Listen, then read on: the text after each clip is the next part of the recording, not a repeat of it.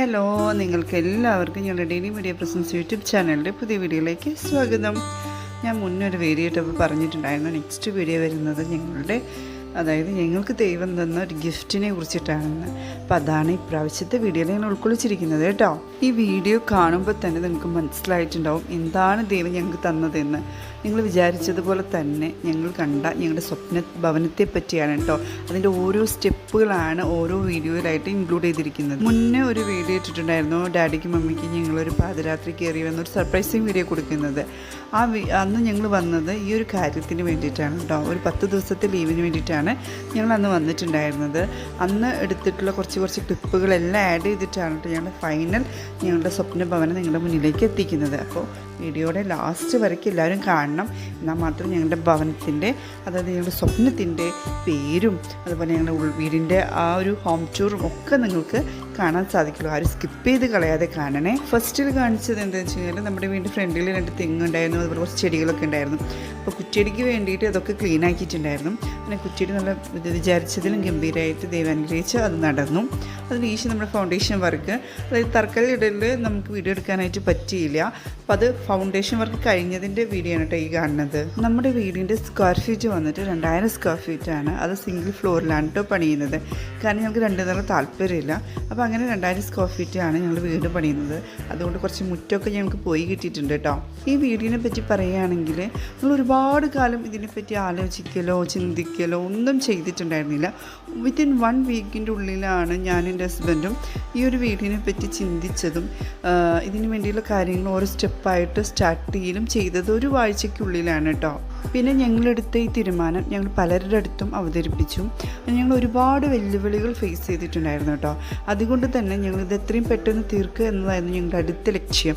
അതുകൊണ്ട് തന്നെ ഞങ്ങളുടെ ഈ ഒരു ഭവനം ഞങ്ങൾ പണി തീർത്തത് വിത്തിൻ 6 മന്ത്സിനുള്ളിലായിരുന്നു. അതുകൊണ്ട് തന്നെ നമുക്ക് ഓരോ സ്റ്റെപ്പുകളും കംപ്ലീറ്റ് ആകുമ്പോൾ മനസ്സിന് എന്താ പറയുക, വലിയൊരു ലഡ് പൊട്ടിയ ഫീലിംഗ് എന്നൊക്കെ പറയില്ലേ, അത് ഞാൻ ശരിക്കും അനുഭവിച്ചത് ഞങ്ങളുടെ ഈ വീടിൻ്റെ ഓരോ സ്റ്റെപ്പ് കഴിയുമ്പോഴാണ് കേട്ടോ.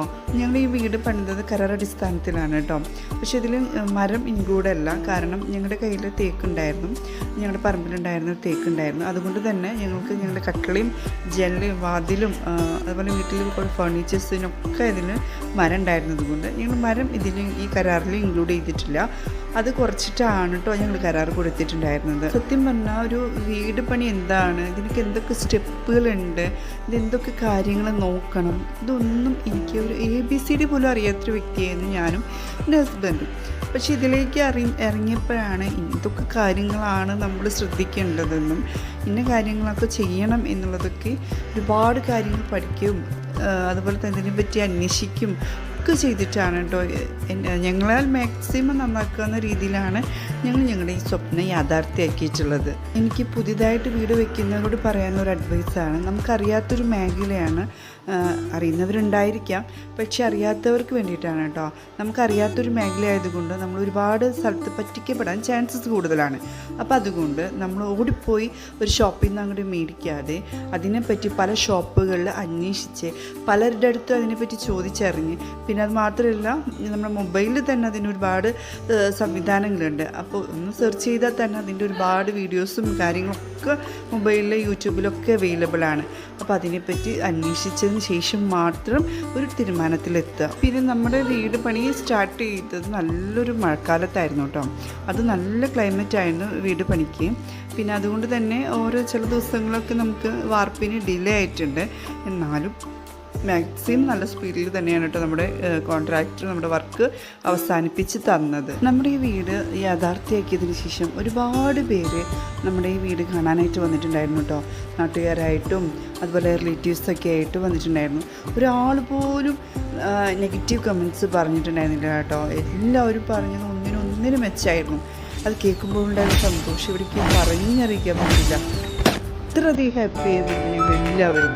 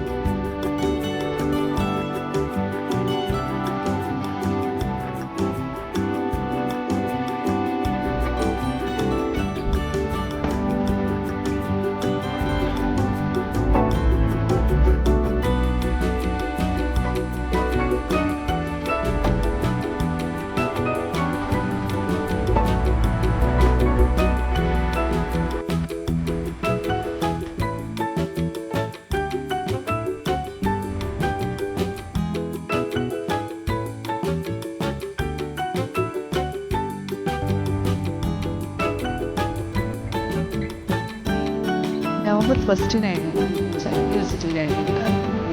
കണ്ടത്. അത് കഴിഞ്ഞിട്ട് ഞങ്ങൾ ചെറിയൊരു ഫംഗ്ഷൻ പോലെ വെച്ചിട്ടുണ്ടായിരുന്നത് നവംബർ 3-നായിരുന്നു നൈറ്റ്. അങ്ങനെ ഞങ്ങളുടെ വെഞ്ചിരിപ്പും അതുപോലെ തന്നെ ഫംഗ്ഷനും നല്ല രീതിയിലായിട്ട് അവസാനിച്ചത്. കാരണം 2 ദിവസമായിട്ട് ക്ലൈമറ്റ് അത്ര ശരിയല്ലായിരുന്നു. ആ ഒരു ദിവസം മാത്രം ദൈവം അനുഗ്രഹിച്ച് നല്ലൊരു കാലാവസ്ഥയായിരുന്നു തന്നിട്ടുണ്ടായിരുന്നത്.